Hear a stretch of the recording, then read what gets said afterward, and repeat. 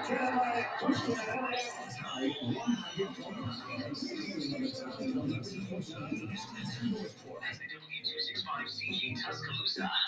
100.9 and streaming on the Tide 100.9 app. Alabama 1st and 10 on the 12. Again, Houston. He's got a hole. He's there. Alabama touchdown. I'm just wondering if your listeners know how good a football player you were. I can still see you playing that fullback, knocking those players out of the way. And I believe I could have run behind you. Martin, I can remember when we came to summer and you playing fullback up there. And I saw you in the weight room and watched you work out in the weight room. And you was trying to pick up the whole weight room. I wanted to 50 and I learned that 15 back. Biggest mistake we ever made. The Martin Houston Show with national championship winning fullback Martin Houston, giving you 1 hour of intense, hard-hitting analysis from an insider's perspective. It's time for the Martin Houston Show on your home for Alabama sports, Tide 100.9, and streaming on the Tide 100.9 app.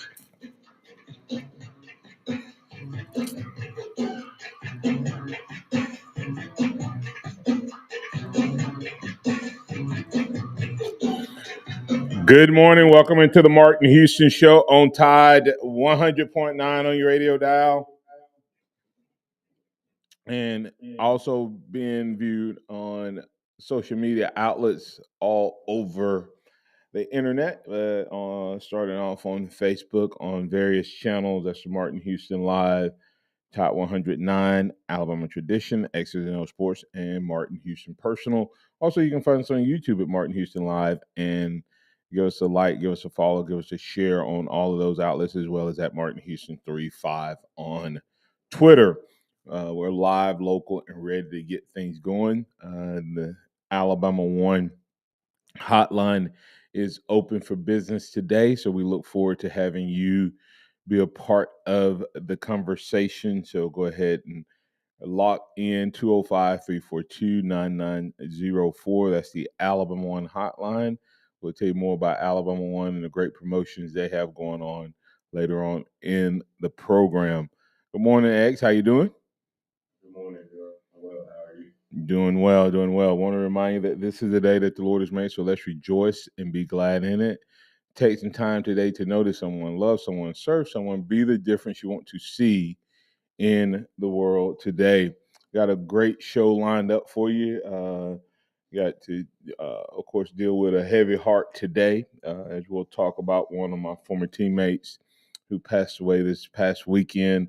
We'll also be highlighting some Alabama guys that are eligible for the College Football Hall of Fame. Love to get your thoughts today on the College Football Hall of Fame.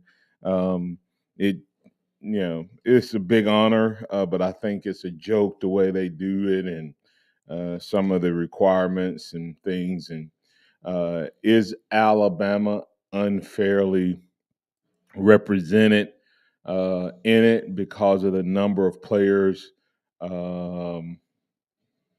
they have that's eligible and how far behind they are in the process of getting players on the list. So we'll talk about that as well. So got a lot to get to. Of course, we'll add DC Capstone report in the second quarter, and we'll talk to him about a couple of these things we already mentioned, as well as get his thoughts and your thoughts on a couple things from J.C. Latham and Tim Smith and Damian George, some of the comments they may have said over the past week. And want to remind you that on tomorrow we'll have Kendall Randolph joining us once again on the Martin Houston Show. So lots to get to.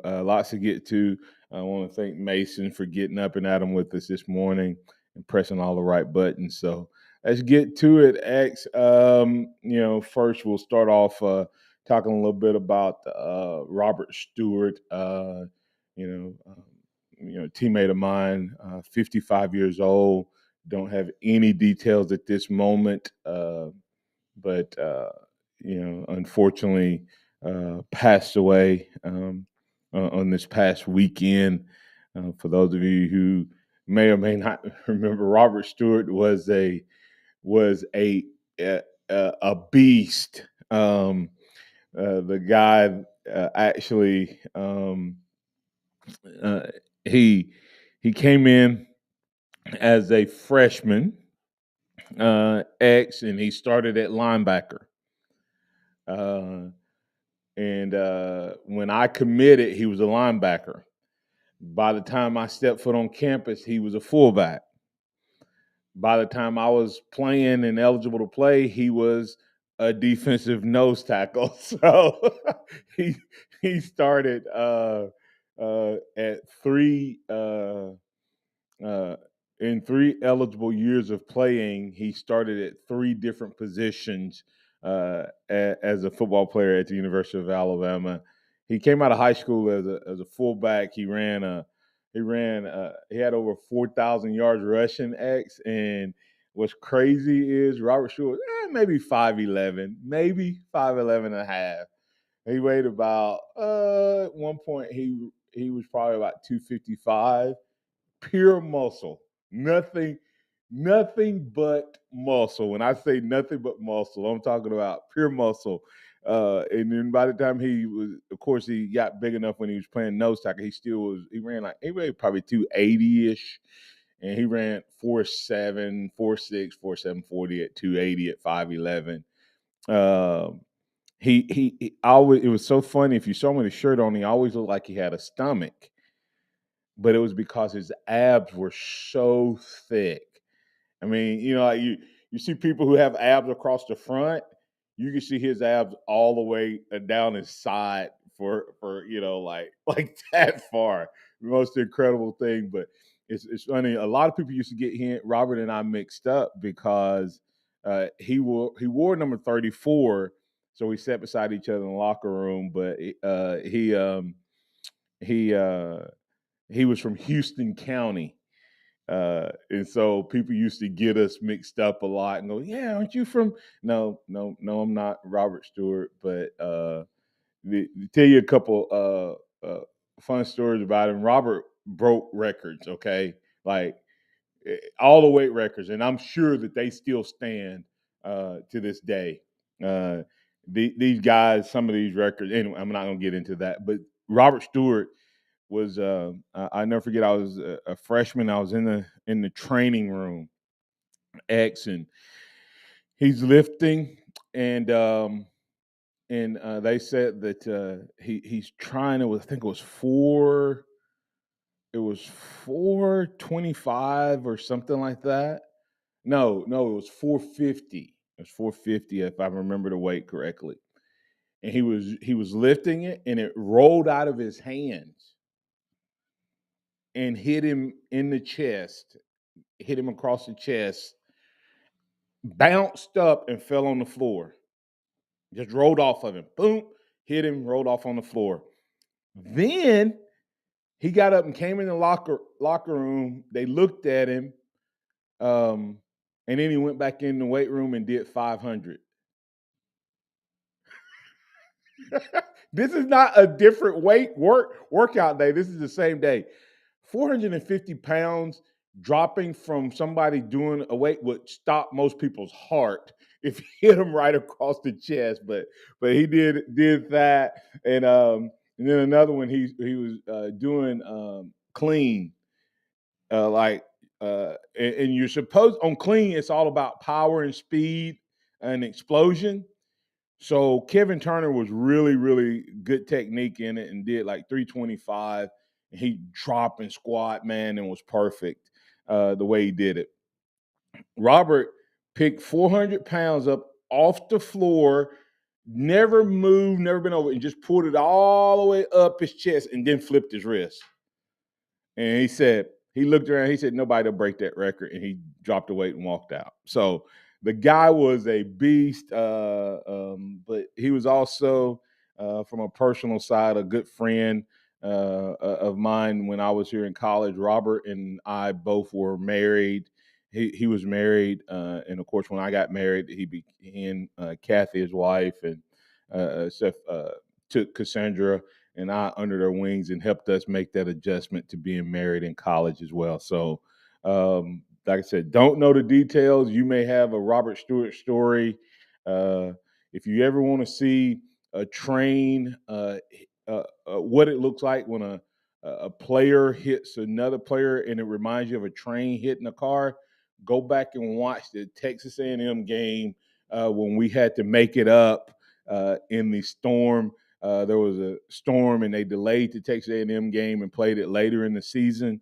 Robert Stewart caught a pass down close to the goal line, and the Texas A&M DB came up to catch him, and it was just not it was not pretty X. So but please keep Robert and his family and his friends and those close to him and everything, keep them in your prayers, and pray for wife and daughter and remaining parent. Good folks, humble folks, good people. Robert Stewart, uh, gone way too early and way before his time.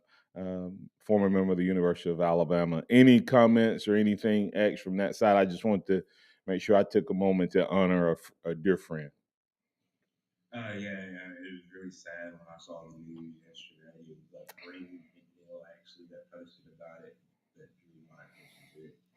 And yeah, all the stories you did share, some of the many stories I've heard growing up as your son, getting to hear about all your old teammates. As you said, it's just a sad thing to be 55 and don't on this earth way too soon. So pray for his family and friends. Yeah, here I got to tell one more story. You all will love this story. One of the things that used to happen, X, is when there was a birthday, they would that everybody would hold you down and give licks. And so Robert's birthday was coming up, and he told me personally, he said, Martin, he said, man, I don't play that. I said, all right, I hear you. He said, I'm gonna tell you, if they try to spank me, give me licks on my birthday, I'm just gonna grab one of you. And every time they hit me, I'm gonna hit that one. He said, so you might want to tell them, y'all might get to give me licks, but one of y'all gonna pay. And so needless to say, when they came around to grab Robert, I made sure I was nowhere around because he wasn't gonna accidentally grab me and give me Robert's hands. If anybody's ever seen my hands are extremely large. Robert's hands were bigger than mine and thicker than mine, and he wasn't about to put a lick on me. So needless to say, I think they tried it. And poor guy got beat down. I think it may have been John Capstone. I can't remember which one it was, but I was like, oh, that's a mistake. But anyway, John was number 33. He was on the other side. So needless to say, we used to have a lot of fun in those locker rooms, a lot of different things, and like I said, sad and unfortunate in that case. Hey, coming back, we're gonna add DC to the conversation. We'd love to get you in on that conversation. You can be added to it as well. We're going to be talking about the All Americans. We'll give DC a chance to comment on Robert as well if he would like. Antonio Langham, Chris Samuels, the latest two on the list of College Football Hall of Fame. The question I have for you is, does that mean some of the greats of the Gene Stallings era have been passed by? We'll talk about that and more right here on the Martin Houston Show on Tide 100.9. Tide 100.9 traffic. Everything looks good on the local roadways as we start our Tuesday morning. Of course, we do see conditions throughout the day that folks need to hear about. Just give me a call, 205-886-8886. Get a lifetime powertrain warranty on both new and used vehicles at no extra cost. From Town to Nissan, your hometown dealer. I'm Captain Ray. Tuscaloosa Gunsmith does gun repair, modifications, cleaning, Cerakoting, and laser engraving for guns, and we sell Black Rifle Coffee. Tuscaloosa Gunsmith, just off 15th Street behind the fire station. My caretaker was very rough with me. I thought they did it because I wasn't moving fast enough.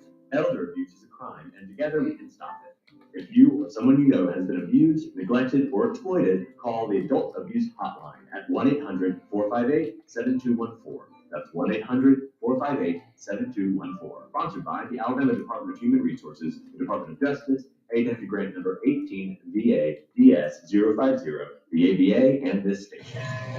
Hear ye, hear ye. Thanks for coming to the town square. First, I'd like to tell you about Steve. He's a plumber. I hear he does good work. Also, Tim. He's this new thing called a dentist. Oh, and Monica, she has a new vegan restaurant. I didn't even know that was a thing yet. Anyway, if you need those things, just wander around town and try to find them because the internet hasn't been invented yet, so I don't know. Well, this isn't the olden days. Now word of mouth has gone online. At Town Square Tuscaloosa, we can show you how to harness the power of your existing word of mouth and amplify it online. Go to townsquarelocal.com for a free local customer analysis, where you can see how many local customers in Tuscaloosa you could reach online. Visit townsquarelocal.com and be the town square today. That's townsquarelocal.com for a free local customer analysis, where you can see how many local customers in Tuscaloosa you could be reaching online. Visit townsquarelocal.com today and be the town square. Tide 100.9 Tuscaloosa weather. Occasionally cloudy with scattered to numerous showers and thunderstorms, especially this afternoon and tonight. The high today 89, tonight's low 70. Tomorrow, a mixture of clouds and sunshine with scattered showers and thunderstorms developing again. The high 88. I'm James Spann of the ABC 3340 Weather Center on Tide 100.9. It's 75 degrees in Tuscaloosa. Scott Smith and Stockmart Design, doing business for 17 plus years, specializing in graphic design services, commercial printing, promotional products, advertising specialties, and so much more. Basically, any and everything you would need to advertise, promote, and grow your business. Through strong partnerships, strong customer service, and creative ideas, they'll help you market and grow your business. Give Scott a call at 205-292-4680 or email scottis@comcast.net and visit them online at stockmartdesign.com. Interact with the Martin Houston Show by calling us at 205-342-9904. Tuning into the Martin Houston Show on Facebook.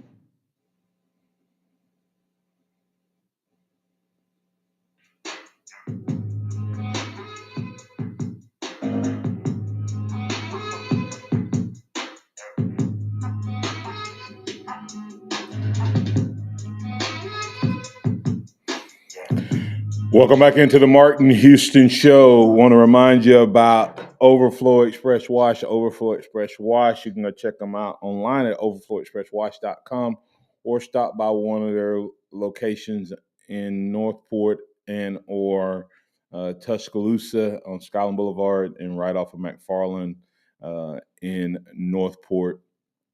Just before you get to the Taco Casa, if you're going up the hill from Tuscaloosa and just past Taco Casa on the left if you're going from 69.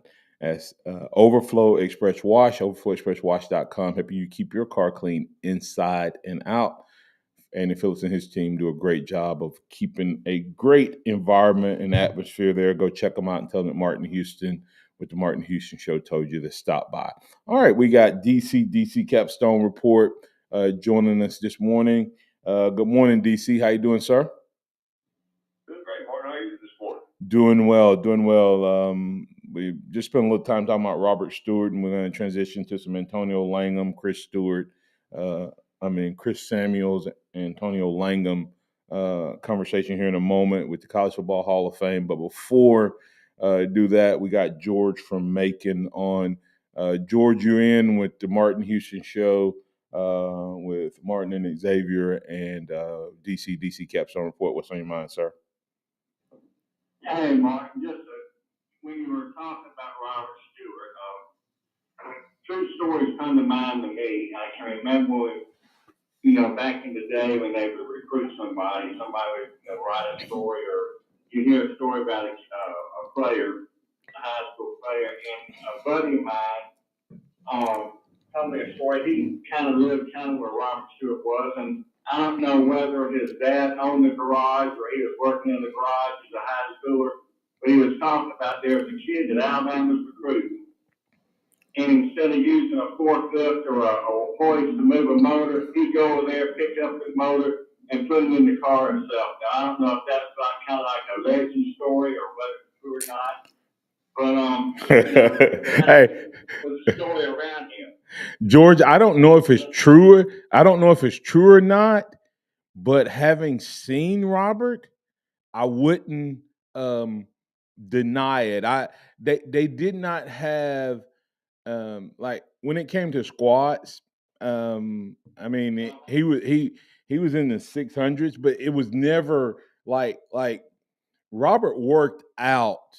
Like nobody knows how strong he really was because when he maxed out, you never saw him struggle. Like you never like when he did the 500. When he did the 500, it wasn't like he was like, oh God, it was like he did 500 and he got up and walked out and said, okay, that's the most on the board by whatever amount. And he would work out with 300, 350, 400. And then he would squat, he'd be squatting with 550, 600 just as a workout, like everybody else would be doing reps at, 275, 325, 8, 10, 8, 6, whatever. He'd be in the 500s on bench and 500, 600 on. So I don't know how strong he really was. Well, he was another thing I remember was that I think it was freshman or sophomore year they had him at a linebacker. It was freshman. Linebacker, I think, at freshman year. And I can remember people running, and then when he would hit, it would be like that running back running into a brick wall. I mean, you saw the energy in him just stop. Yeah. The running back. I mean, and he wouldn't inch forward. He wouldn't try to slide to the left. It would be just like that running back hitting a brick wall, and that was it. You remember the what was the Jets quarterback name? The Mark Sanchez when he hit the butt of the guy. So yeah, where he was just running. It was like he did not see the object was in front of him. Yes, there was a lot of that. Yeah. So he was legendary. Yeah. And years ago, a long time ago, right after he graduated, I was able to take a tour of the facilities, and they have the records there, and Robert Stewart was on the top of every lifting record there was. Yes. I mean, he was amazing. He was truly amazing. Yes, he was. Absolutely. Absolutely. Thanks, George. Appreciate you, sir. Okay, you take care and have a great day. All right, DC. Any comments or thoughts on Robert Stewart or anything that George just shared? Well, Robert Stewart's one of my favorite players in Alabama. I love his story, his backstory, and love his weight room prowess. When I hear your promo come on, sometimes the Pat Dye said you can pick up the whole weight room. That was true about Robert Stewart. He could pick up the whole weight room. Yeah. Another one of the stories I knew of some of my friends at work was he didn't use spotters very often because they didn't have any spotters that could pick up the weight he was trying to pick. Weight he was trying to put up. I think that's why he one time almost got injured when he dropped the bar on his chest before the thing happened. But I think another thing about Robert Stewart, and I think you'll echo this, you probably can tell more stories than I can, but he was genuinely a nice guy. I think that his smile lit up the room everywhere he was. In general, was just a nice guy. I think his high school coach told a story about his recruitment, and I believe it was USC. He was recruiting him and was wanting to fly out to California. And his eyes got big, and he'd never flown before. He'd never been to California, really wanted to go.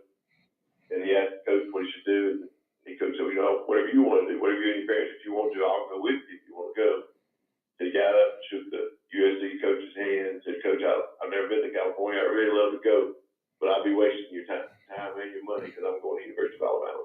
And so I thought that was really really good story about his character and everything. But just what people don't talk about is, you talk about all of our Alabama players who had lengthy careers in the NFL, but I believe Robert Stewart had one of the longest careers in the Arena Football League of any player. Right. 12-year Arena Football League career, which brought him to a lot of cities. And I believe that's why he settled in North Carolina, if I'm not mistaken. You could on that more than I could probably. Yeah, that is why he ended up settling where he did. Was he ended his career playing in North Carolina. But yeah, uh, Robert Stewart, he had a transition year there where he had some difficulty off the field, and he was redshirted. And so when he was redshirted, guys, he had to play on the other. He had to play on the scout team. Okay, and when I was playing fullback, we used to have to occasionally block. Usually have to occasionally run a trap, and he was a nose tackle. But we were playing against Tennessee, and they had a guy from Birmingham named Marion Hobbs. Okay, Marion Hobbs. You may remember him, DC. Number 74 for Tennessee. Man, he was nasty coming off the end. And I remember the week we were getting ready to play Tennessee. I'm a freshman. Now I came out of high school at 250. By this time, I was down to maybe about 220. Okay. And they put Robert Stewart at the defensive end, who was now about 285. And they would tell him, and our job was to kick out the defensive end. They would tell him when we didn't know they were telling him. But they would tell him when we were running that play. And I'm telling you, um, George was talking about what he did when he was a line. I would hit him with everything I had. And it would be just like I ran into the side of my house. Bam! And it just you just stopped. And a lot of times the wall on the side of my house would move. If you get my point. But needless to say, we got to the game, DC. And Marion Hobbs, who was this All-American defensive end, was like taking candy from a baby. So that's when you hear me talk about why it's important who the guys are that are transferring out and all of that, because I know how important scout team guys are to getting you prepared to play. So, but DZ, he was a beast of a man, but he was as nice as a human being as he was, strong. So, DC, I think we still got calls coming in. I'm gonna take this call and then I'll get back to you. But Alan, thanks for your patience. You got a question for DC. This is Martin Hughes Show. You're on the Alabama One Hotline. Talk to us. I just want to make a comment. Go ahead. And then Tony Lang took like a long way, all the way back to when he was Mr. Everything at Hastings. I tell you everything. He did everything except sell popcorn at halftime, I believe. Yeah. But I want to say that I honestly believe that if it weren't for Antonio and that interception that he made against Florida, there probably wouldn't be no more SEC championships. There probably won't be no more conference championships. Yeah. Because if you don't make that interception, I believe they would have thrown off them completely at that time. Yeah, that was a big play in terms of the history of college football. It was Alabama. We had won 21 games in a row. We were number one in the nation. I mean, number two in the nation. Um, and if we win, we go to play Miami in the SEC.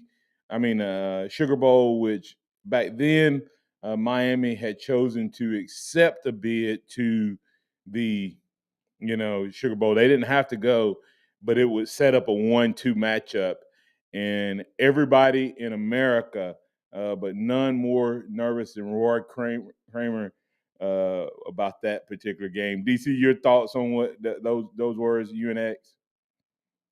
Well, I just think that those, Antonio Lang, changed, I believe, the course of Alabama football, as the caller said. And so those games are huge games. Yeah, I'll take it a step further. I think he changed the course of college football history with that interception. Because as Alan said, you out the SEC might have kept the conference championship game, but I don't see get extended into the Big 12 and the ACC and all these other conferences now. Just because why risk it? Like you said, y'all had won 20 something games in a row and hadn't won a thing. Yeah. You were an SEC champion, you weren't guaranteed to play for a national championship. But Antonio Lang was stepping in front of that pass, taking it to the house to put that game on ice and end it, essentially. It has probably set up what is the college football playoffs now when you really stop and look at it with all the moves that have made sense. Yeah, and one of the biggest things. Thanks, Alan, for those comments, man. I appreciate you. One of the biggest things, the comments or the concerns of the SEC was having a championship game like that is, will it knock you out of a national championship? I mean, go ahead. I think Commissioner was on his way down the elevator trying to figure out how he was going to explain to everyone what was going on when Tony Lang intercepted that pass. Yeah. He thought that there was a chance that Alabama was going to beat. Yep. So the commissioner himself is on record crediting Antonio Lang as making him look smart. Yeah. And so, Mark, we always talk about X's and O's and schemes and everything, but the truth is that is true. Those are needed, but players are the ones that make a team up. And Antonio Lang's play on that play was instinctive, and it was what he'd seen all night, what he watched, and no matter what the coverage was called he baited the quarterback to throw it, knowing that as soon as he threw it, he was going to intercept it. In my opinion, you can speak to that a little more as just a play of an individual and how that makes a difference in the game. Yeah, there's film study that you go into the game with, and then there's adjustments throughout the game, and the mature players, the veteran players, the guys who take time and understand the game. Just like a lot of times we think of it this way. DC and X, we're not surprised. Like a receiver will bait a DB into jumping a pass, right? He'll run a hook. He'll run a hook. He'll run a hook, and he can tell that DB is getting closer, and then finally he'll run a hook and go, or he'll run a slant, and then run a slant and go. But we don't think about DBs doing the same thing. And Langham had seen that play, and he felt like in that situation that was their go-to play. So he made the quarterback Shane Matthews. He made Shane think he was going to drop a lot further than he did, and Shane never really even looked. And it's fun to have. I've talked to Shane directly about that play, and he said the moment he turned and let it go, he knew it was picked because he thought Lang was going to do what it did all the other times, and he set him up. So we're talking about Antonio Lang. We're going to talk about Chris Samuel. We're going to talk about those guys on the other side in the College Football Hall of Fame ballot. Has 80 guys on it too from Alabama. But does these two names signify that two of the greatest players in the history of Alabama at their respective positions may have missed their opportunity to be on the College Football Hall of Fame list? You listen to the Martin Houston Show on Tide 100.9. Tide 100.9 traffic. From the Townsend Nissan Traffic Center, no active wrecks. Everything appears to be moving well around town. We do see an increase in traffic on McFarland eastbound coming in from West Tuscaloosa County. If you see conditions, give me a call. 205-886-8886. Get a lifetime powertrain warranty on both new and used vehicles at no extra cost. From Townsend Nissan, your hometown dealer. I'm Captain Ray. Hello, this is Martin Houston with the Martin Houston Show, and I want to tell you about one of our great sponsors, Overflow Express Wash. Their mission is to provide great customer service with a showroom clean car and an exceptional customer service experience. They have the basic car wash that starts at $7, but you need to check out the premium wash packages, which start as low as $12 and go up to $20. They also have a membership wash club that you can get for starting at $23.99, going up to $39.99. In other words, it's double the regular premium package, drop a penny, and you can be one of the great members of Overflow Express Wash. My family and I keep our cars looking good inside and out by using Overflow Express Wash. They're located on Skyland Boulevard, right next door to Alabama One, or you can find them online at overflowexpresswash.com. Andy Phillips and his team look forward to making you a part of their team. Cruise into your summer vacation this year in a world-class BMW. Come to BMW of Tuscaloosa and get acquainted with the ultimate driving machines. Each model is individually crafted with a spacious interior, impeccable design, and even selectable drive modes. With the push of a button, choose luxurious comfort, peppy performance, or gas economy. BMW of Tuscaloosa. Skyland Boulevard East. By now, you know that sound. It's the sound of the Home Depot. But what about those sounds? Those are the sounds of a brand new ice maker dropping cubes into a fresh glass of water, making this the sound of savings on top brand appliances. The Home Depot. How doers get more done.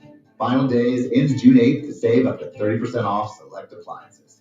Valid May 19th through June 8th. Gas range extra. While supplies last. See store for details. Nick Saban calls it the process. John Maxwell said that everything rises and falls on it. And Coach Wooden said it's what you learn after you think you know it all that makes the difference. What am I talking about? Leadership and personal development. Is your organization, your school, your church, your family, are they receiving the proper level of leadership development and personal development? If not, the Empowerment Center for Leadership and Mentoring can help you with that. We have our pep talks, which is a 1 to 1.5 hour lunch and learn, which we can customize to meet your needs, or we have some topics that we present that we know can help your organization. And if you're looking for one-on-one mentoring and coaching, we can also assist you with that. Visit peptalks35.com. That's peptalks35.com, or send an email to martin@martinhouston.org. That's the Empowerment Center for Leadership and Mentoring.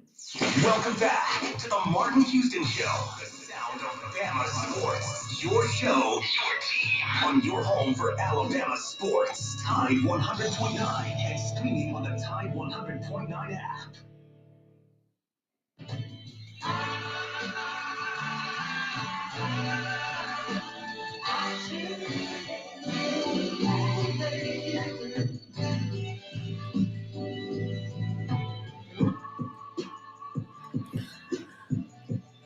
Welcome into the Martin Houston Show on Tide 100.9. Oh, man. College Football Hall of Fame. A big-time honor, don't get me wrong, but are they flawed in their selection, or is it the University of Alabama who is flawed in their nominations? There are guys in this situation that Alabama has. Just to give you guys some numbers right now, guys, y'all know how many Alabama players are eligible for the College Football Hall of Fame? Anybody want to take a wild guess? I think right now, based on criteria, I think around 97 to 100. Yes. 97 to 100 guys are eligible. Okay. That's Great guys on that list that just never made it in, which is crazy to me. Yeah. Tell me how. You got Leroy Cook, who was a consensus All-American and a unanimous All-American, but he's not eligible from 1975. Yeah.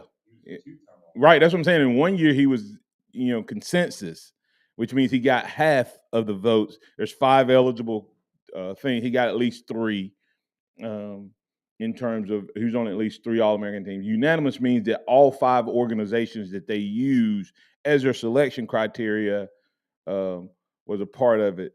And that's not counting another, 60 guys or something like that.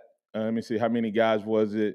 No, there's another 19 players that's outside of the 50-year window, DC. So So actually, when you add all those up, it's over 100, like 115 guys, former Alabama players that are not eligible, and some of them not even on the ballot. And by the way, that's not counting any player from the University of Alabama that did not that played for any coach. I mean, that played for Nick Saban after 2013. Okay, so anybody that played after 2013, if their last year at Alabama was 2013 or beyond, all of those guys that graduated from that point on, whether they made it to the NFL or not, or that are still currently in the NFL, regardless, like the Julio Jones of the world, are not eligible yet. So they're not even being counted in that total. And you can only recommend only like 2 per year, right? Are being selected or offered up, I guess. And for many, many years, most people in Alabama did a poor job of getting guys recommended. I don't want to take anything away from Antonio Langham and Chris Samuel, both very worthy candidates. But chances are, um, this means that the likes of Copeland and Curry, do you think that means that their time has passed by without even being on a ballot? Well, That's possible. You've got players back in that should be on there that are never gonna make it because of their 50-year winning past, like Dennis Holman Yeah. and Ray. They're never gonna make it, and so there's a lot of precedent there for players who've gone by, who've been looked over, or hadn't got to them. Yeah. And that's possible for Copeland and Curry.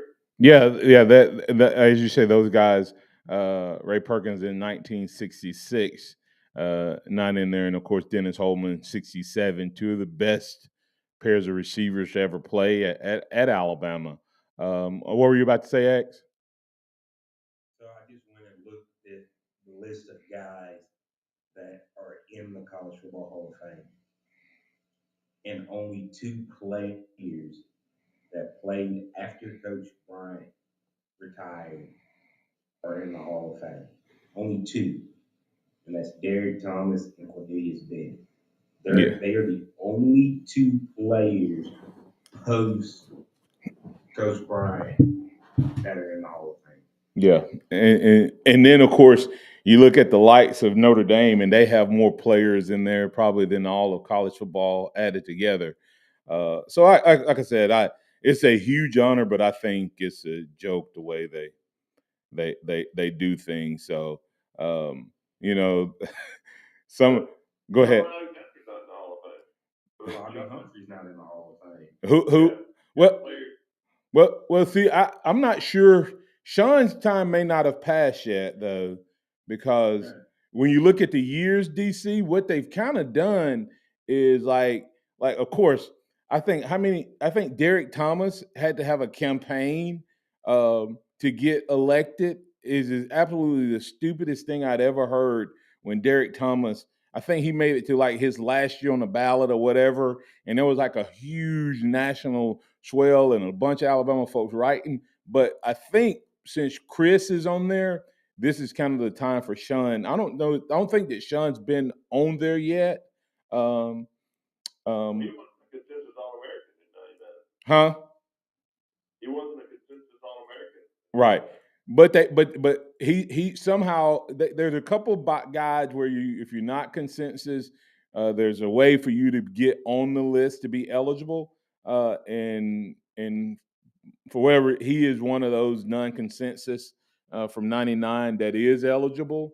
God, if Sean Alexander wasn't an All-American running back, who was that year? But anyway, Who was it? Yeah, that's a. Criteria is flawed, I think, because a lot of that selection of some of those All-American teams.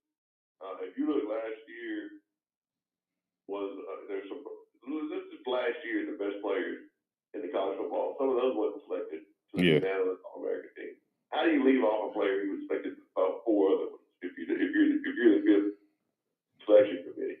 So to me, it's flawed when you use a criteria that is so subjective for certain committees to pick, the best running backs. I mean, it just doesn't. A lot of that thing is territorial. A lot of it is who you know, what you know. So I just think that the criteria number one is flawed in trying to get players in the college football Hall of Fame.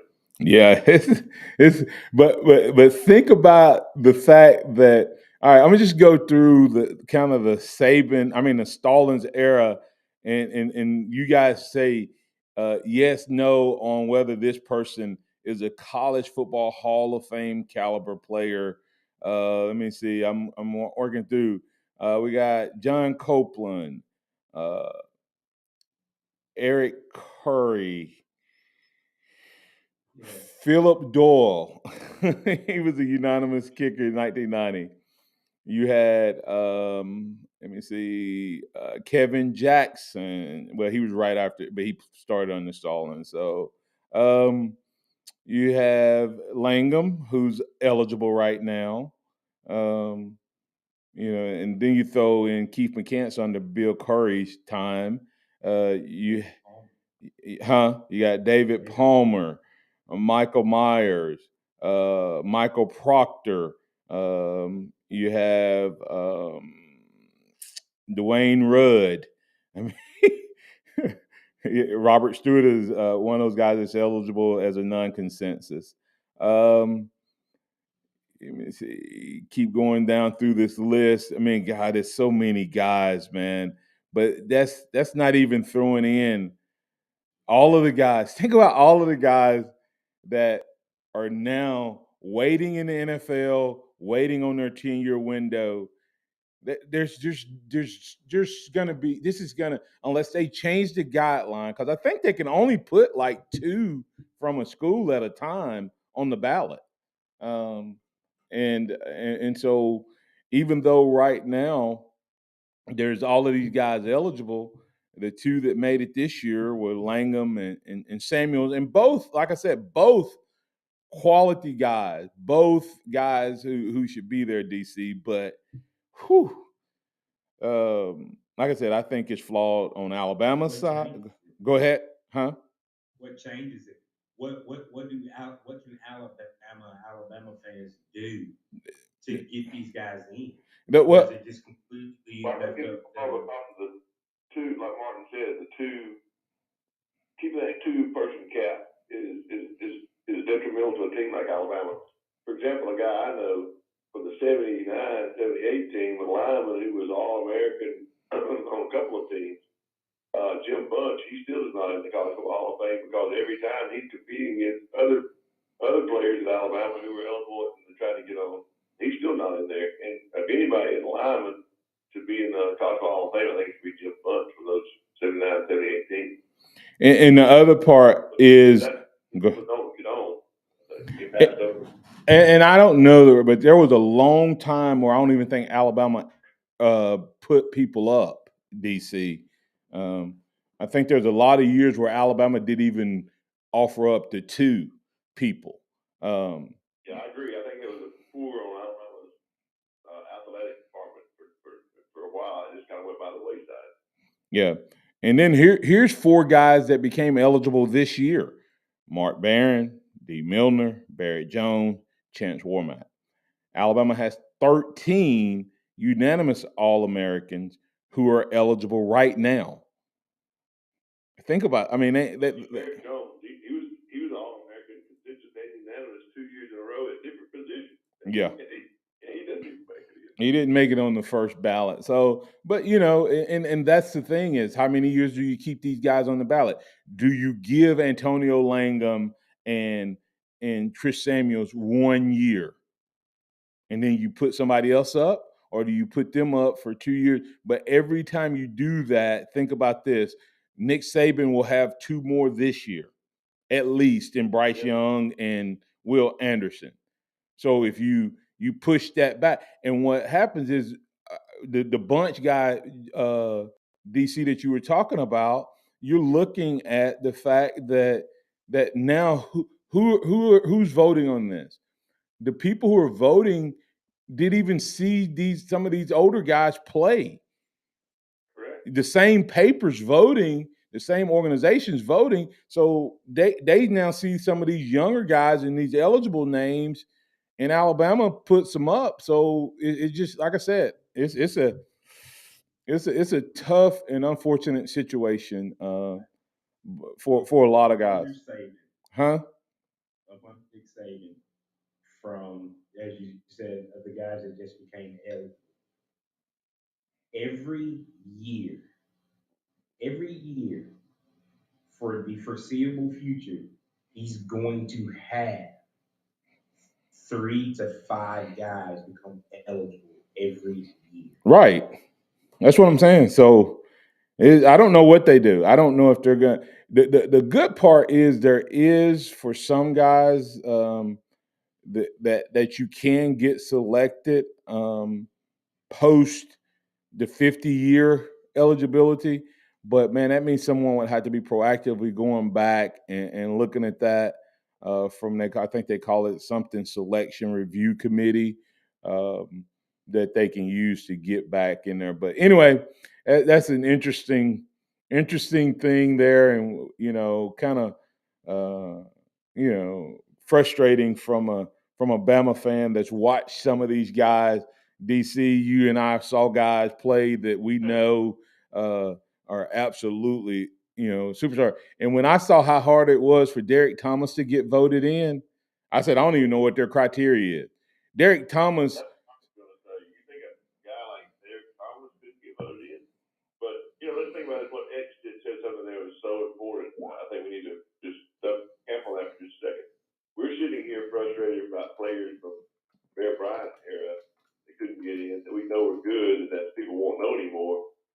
Think about, 40 years from now, Martin, when you and I are on, it's the Lord Terry, and me and you have already passed over. Who's going to be sitting on the radio talking about how frustrating it is another coach taking players can get knocked out Hall of Fame? Yeah. X is talking about something that, we never had that problem in years past because we hadn't had that many players. We've Right. got players now that are going to be coming in every year. They'll be pushing other players down the list. Absolutely, yeah. It's pretty amazing what we're facing in terms of that. DC, it's just it's sad, frustrating, but we'll see what can happen with that. Going to be some great guys left off. Derek Thomas had 28 sacks when in a season when teams didn't pass the ball 28 times in a season. So Derek Thomas today would set a single season record for most colleges by himself. Like, he would have more sacks than most teams if he was playing today. He'd get in the 30s, if not higher. That's how good the guy was. So I want y'all to think about that for a second. What were you saying, DC? I said most definitely. I mean, Derek Thomas, if he would average a sack every time if his average per sack every time somebody threw the ball when he played, if he was playing today, he would triple his numbers. Yep. It'd be crazy. Yep. That's scary to think about, but that's how good he was. Hey, DC, we had a chance to get a couple of the Bama guys on. Did you get to catch any of those interviews? We got a couple minutes. I wanted to get your thoughts on. Did you get to hit? I was actually out of town. Yeah. I saw the promo coming up, but I wasn't able to get. I was at a conference. Yeah, that's okay. Well, one of the things that J.C. Latham talked about was the coaching, and we'll talk to you about this next week. Both of the offensive linemen talked about Marone versus Coach Wolford, and how Marone treated him like a job and professional. And Wolford came in, building a relationship, cutting up with them, and getting to know them, and does a better job teaching. So has to get you a little excited about this offensive line being better next year. Most definitely, and that also plays into what you and I discussed last year. I think that Coach Marone coming in the professional level, it probably doesn't relate to the players as well as some of the other offensive line coaches we've had in the past. Yeah, without a doubt, they definitely talked about that. So we'll talk about what we can expect from this offensive line next week. We'll also, DC, talk a little bit more about their thoughts on the upcoming season. They're using a word, DC, on the offensive line, and it's called dominate. Okay, so that's good to hear as well. I'll let you give your closing thoughts. I know we talked a lot about the College Football Hall of Fame today. I'll let you give your closing thoughts, DC, before we get out of here. Well, let me just say this. We talked a lot about the College Football Hall of Fame and the criteria, and we talked about that. But my closing thought is, let's don't take anything away from Antonio Lang and Chris Samuels. Both of them well-deserving. Both of them All-American players at Alabama. Both of them dominate their positions. And I think they're well-deserving. And Alabama should do everything they can to champion their nomination to the College Football Hall of Fame. Yeah, and Bama fans, if you can do anything to help, man, help start a political swell campaign around those two guys so they get in on the first ballot so that we can get the next two up. That's the only way Alabama's going to they're never going to catch up, but get more guys in there is if we don't have guys on the ballot for 2-3 years. So concur with you, DC. They are definitely eligible. X, I'll give you your closing thoughts. Yeah, I agree with DC right there. Let's get it. Those two guys are very deserving. Let's get them in on this first ballot so we can try to retroactively get some guys along with the group of guys that we have coming up. All right. DC, tell them where they can find you real quick, sir.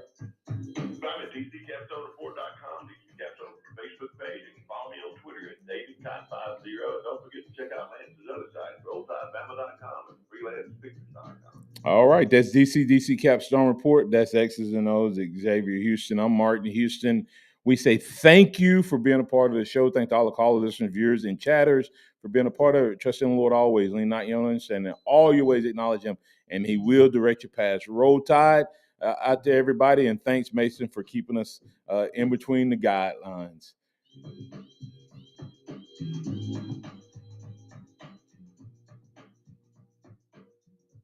Tide 100.9 traffic. From the Townsend Nissan Traffic Center, no active wrecks, anything appears. Have a good one, Mason. Thanks, man.